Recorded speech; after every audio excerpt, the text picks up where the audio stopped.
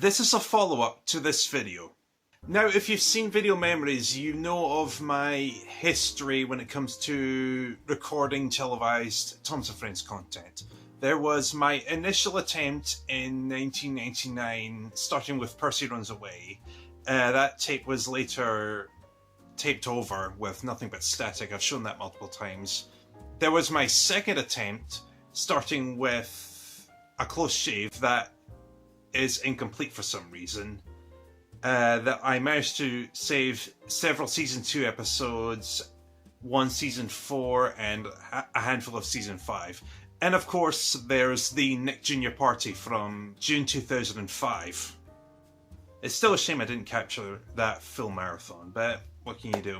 Join Thomas and Friends for Thomas's party, today at 12 PM on Nick Jr. And then there's this. This is, I believe, the last time I ever tried to record Thomas and Friends. It's from 2006 and covers Thomas and Gordon through Dirty Objects. And looking back, I don't know why I taped it all from TV, because I had this on VHS and I had several of these on DVD. Yes, I found this recently as well. I found a lot of DVDs. New live stream idea, perhaps? And bear in mind, this was in 2006, before saving old televised content on the internet was a big deal. And at this point, it was January 2006. YouTube wasn't even a year old at this point. So no one ever thought saving vintage televised content would be a big deal. So really, I had nothing to gain from this, really, but hey, let's have a look at it.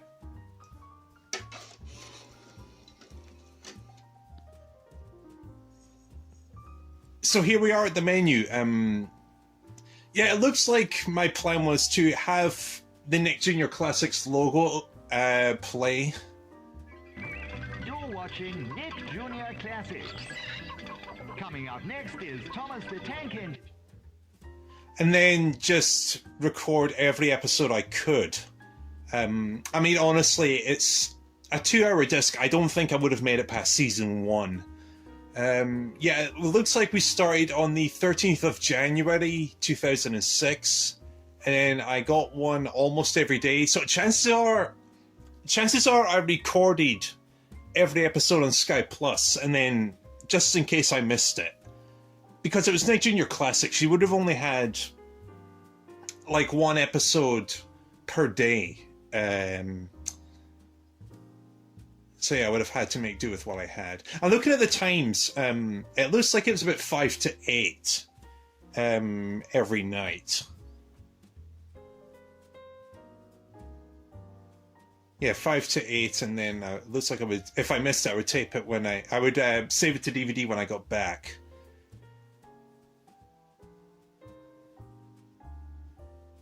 Yeah, it looks normally like the time would have been about 5. It would have been in the evening. That's the best I can do with it.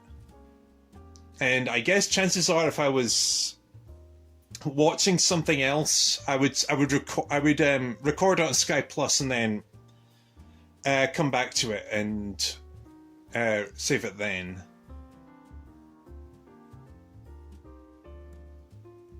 Except James and the Express, when I recorded it at 4:41 in the morning.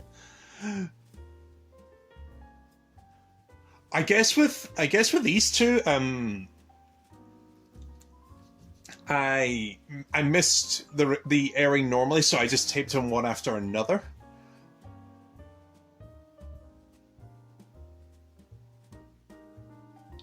Yeah, so it looks like for about 2 weeks I was pretty consistent. And then here, we have a sudden jump from January to February. So this is Noggin now. So, and there's 2 different kinds of Noggin. So some of these are the TMF version of Noggin, the Music Factory. I showed that off in Thomas on TV. It was the Music Factory. I think it was either MTV or VH1. I can't remember off the top of my head. Why Thomas and Friends would air on there, I don't know. So yeah, I feel like I missed one of the episodes here. So I just waited until the next one aired, and it just happens to be on Noggin. So, yeah, also of interest, Tenors and Turntables, Percy Runs Away, and The Flying Kipper have the original opening credits with the original bulky text font. So, yeah, something there. And now we've got a major jump. We go from the 3rd of February to all the way up to July. So, God knows what happened there.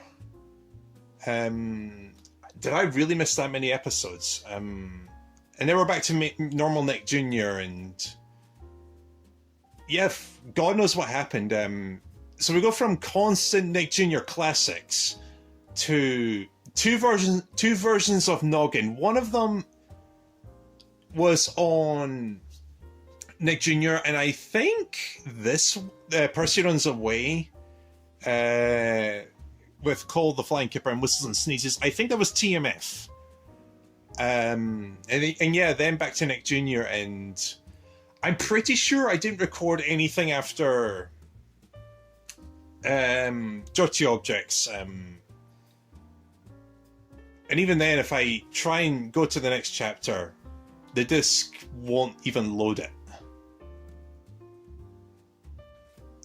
And I can't even go back up. The entire disc the entire disc doesn't work now.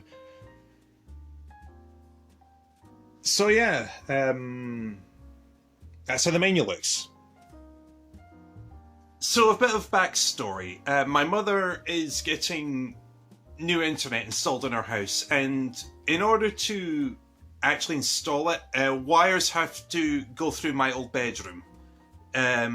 So I was called upon to help clear the place out to allow the work to be done.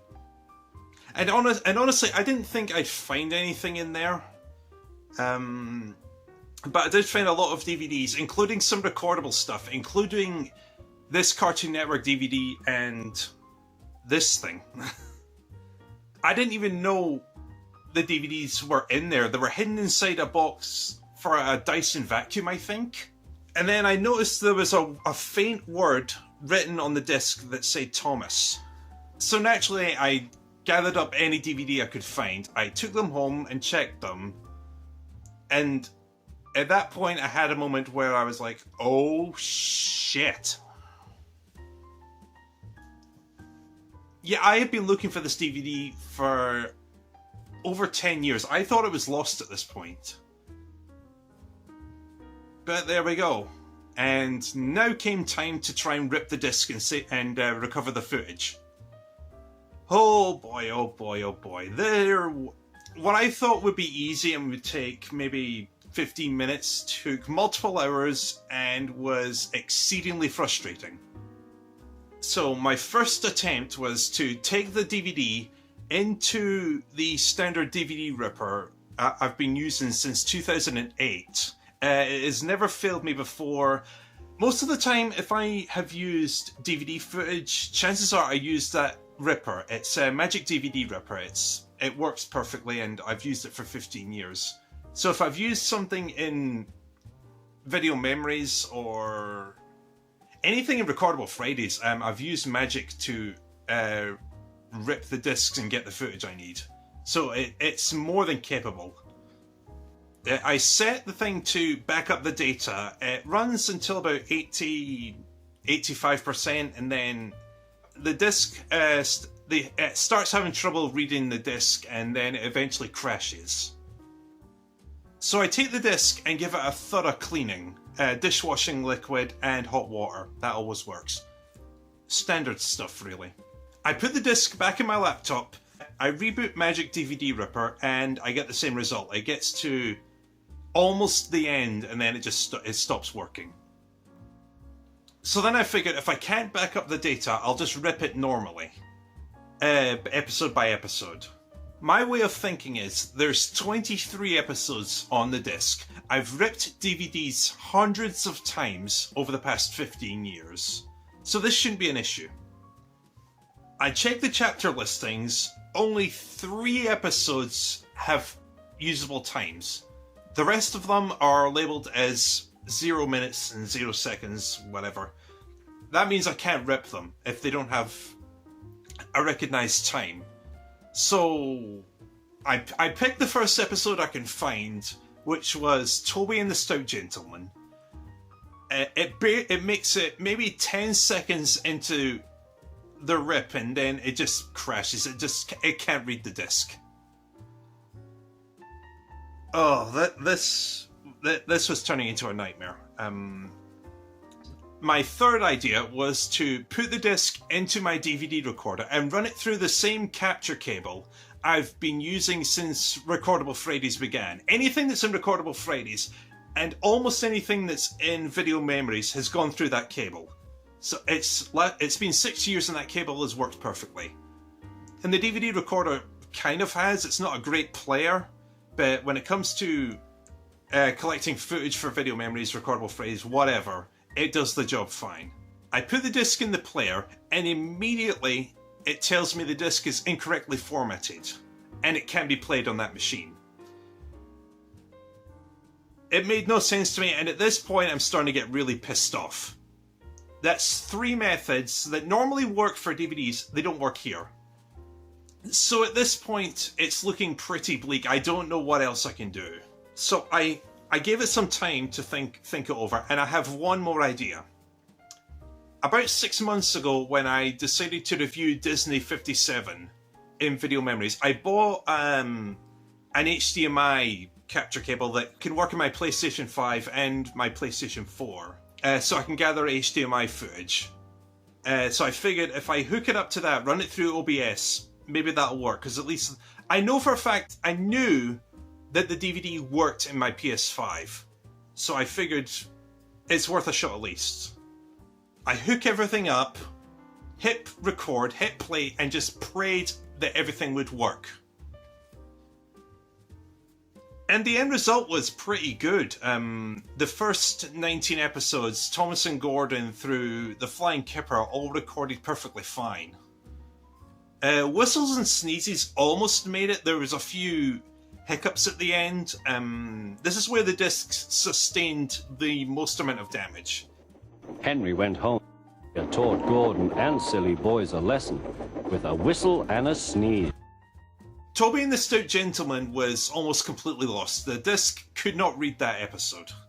In fact, this is how bad it is.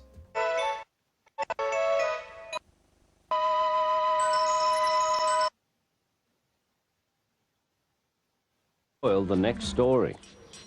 Yeah, it was that bad. I tried to watch the episode multiple times, it couldn't read it. And then with Thomas in Trouble and Dirty Objects, only fragments made it through that. And at the end of Dirty Objects, the disc just completely dies.